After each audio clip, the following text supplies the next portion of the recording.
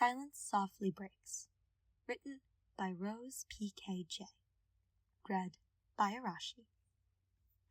Professor, jeritza hums, his deep, velvety voice an enchanting blend of amusement and curiosity. You are staring. Byleth blinks, slow and indolent, his lips parting open around an airy gasp. The honeyed peach-infused tea that he's ordering from the monastery's kitchen is cooling, its cloyingly sweet fragrance lingering on his tongue like a spring's dew's bloom. He doesn't think he's ever had a cup of tea that's this delightfully fruity or overwhelmingly syrupy. It's like tasting a little bit of divinity. It's like swallowing a sugar-frosted star. Opposite him, jeritza's head is tilted to the side, a little ghost of a furrow settling in the lovely space between his shapely brows. His eyes are two polished jewels, amethyst, cool and gleaming. Not for the first time, Byleth thinks there is something about jeritza that reminds him of felines, elegant and predatory and compelling. Dazedly, Byleth wonders if the tea is spiked with wine, but he dismisses the possibility quickly. Hubert is the only one with exclusive access to the wine cellar, and he would never waste alcohol that he and Ferdinand could use to seduce and mollify the bickering nobility during Calistine diplomatic meetings. So Byleth's not tipsy. He's just distracted. Jeritza is so distracting. I'm sorry, Byleth said, feels his cheeks color inexplicably. He busies himself with sinking his silver fork into the albinean berry cheesecake slice. From somewhere within the monastery's reception hall, faint dreamy notes of the harp mingles with the incessant chatter and with the distant drum of soldier drills. If it annoys you, I'll stop. It does not, jeritza drawls, with a thoughtful lilt as though he is not certain himself. The Death Knight does not mind either. How strange. If it were anyone else, Professor, I imagine they would have been drawn and quartered. And yet, jeritza pauses, hums again, and the sound of it is like a charged current running up Byleth's spine. He desires only you. I can feel him, feel it, this confusing, distracting, cruel desire in the center of me. Oh, Byleth sighs out shakily, buttered berry jam and sweetened cheese lingering on his tongue like crushed flower petals.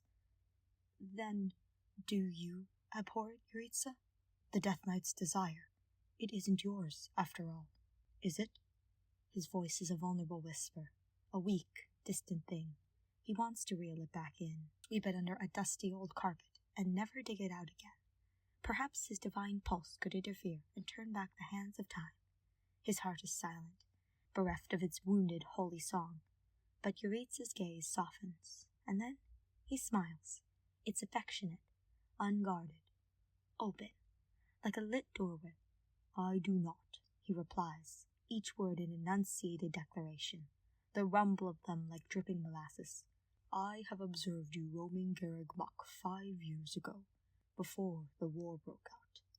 I could remember these fleeting moments with such vivid clarity, the moments when you would approach me in the training grounds, cautious, wide-eyed, breathless from all the senseless sprinting. At first, Professor, you reminded me of a wild doe, trapped in those ancient, dazzling halls. If my memory serves me, you were plucked right out of the wilderness, weren't you? An enchanting half-feral thing. Byleth lets out a half-giggle, cheeks warming. His gloved fingers brush over his lips, Edelgard's courtly manners having rubbed off on him a long time ago. He could listen to jeritza narrate like this until the world came to an end. He wants to languish in his voice, in the dizzying, lazy drawl of it as a noble would luxuriate in sumptuous folds of silk and cashmere and satin. Jeritza watches him, as though he's entranced, and then he reaches out and tucks a long piece of Byleth's hair behind his ear. His gloved index finger brushes against Byleth's brow, guiding over smoothly, tenderly, sweetly. Byleth's breath stutters in his chest, a flickering ember.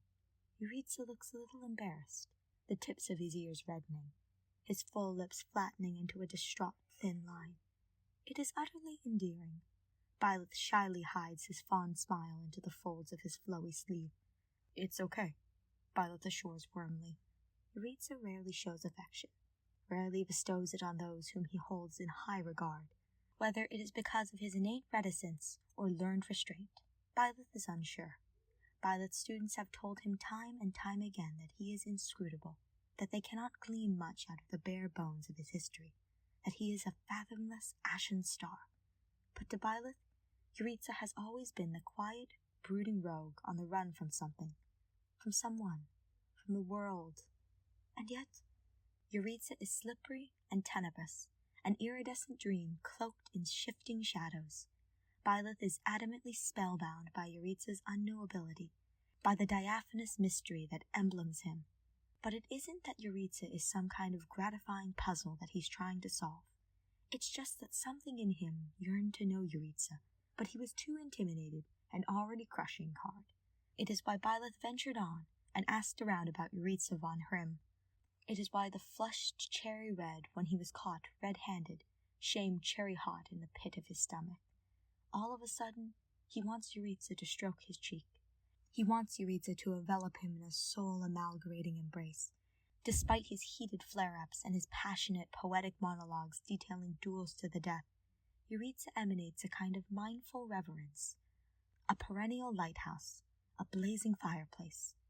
Byleth wants to be held by him, wants Jeritza to run his long, moon-kissed fingers through his frosted mint hair, wants to be tenderly kissed and kissed and kissed until he falls asleep, tucked under Jeritza's broad chest, his face nestled in the eighth crook between his neck and shoulder, suspended in that intimate mythical space that only lovers can enter, a sacred glade and a riverbed and a shrine.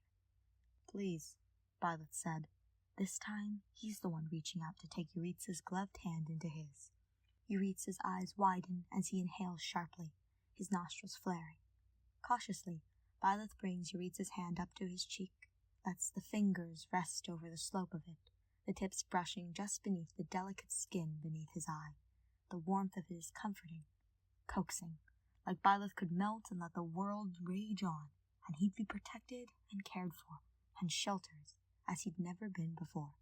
He can strip away the professor, and he can just be Byleth Eisner, with Jeritza, with Emil, the sprawl of their dark, blood-stained future stretching ahead of them. Byleth, Jeritza says, and begins moving his thumb back and forth over Byleth's cheek, his eyes darkening with ill-conceited interest, a cat fiddling with a ball of yarn. Jeritza's throat works, and then he's audibly swallowing. You are beguiling like this too. Perhaps he deflects the question in Byleth's eyes, because he smiles disarmingly, his own eyes sparkling with pleasure.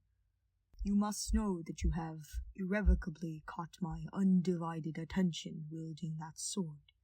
Initially, I had firmly believed that the source of my fixation had been the sword, but I have come to realize that you are singularly captivating, that if it had been anyone else, I would be solely and relentlessly pursuing their death.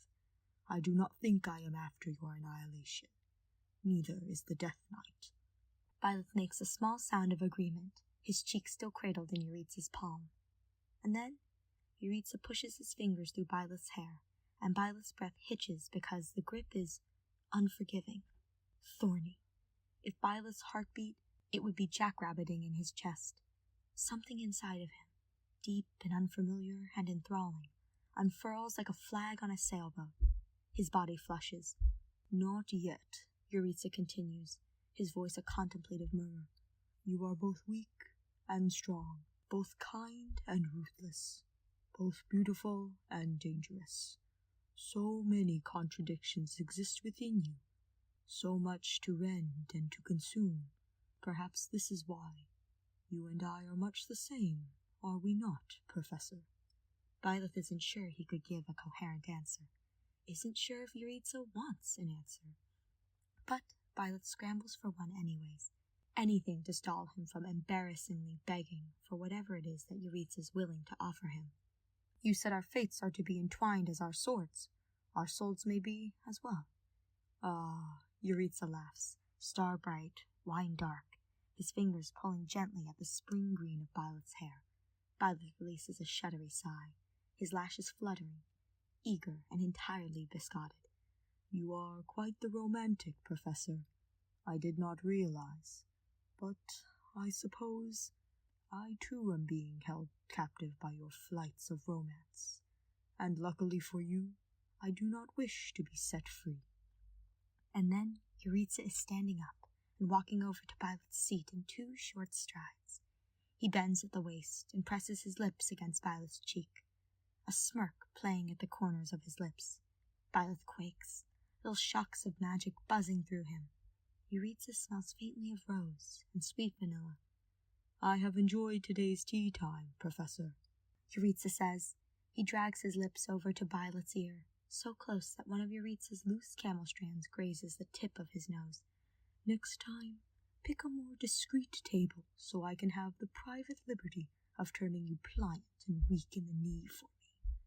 It is only when Jeritza walks away that Byleth realizes that most of the garden's occupants were an audience to his and Jeritza's very public courting. Some are giggling delightfully, while others are blushing to the tips of their ears and pretending to be overly interested in the contents of their plates. Byleth buries his face in his hands, mortified, and thinking about the lecture that Hubert and Edelgard are bound to deliver about the necessary discretion that the leader of the Black Eagle Strike Force must abide by. But it is Mercedes that he has to make amends with. Either way, Byleth is too smitten and taken by Jeritza von Grimm, and everybody knows it.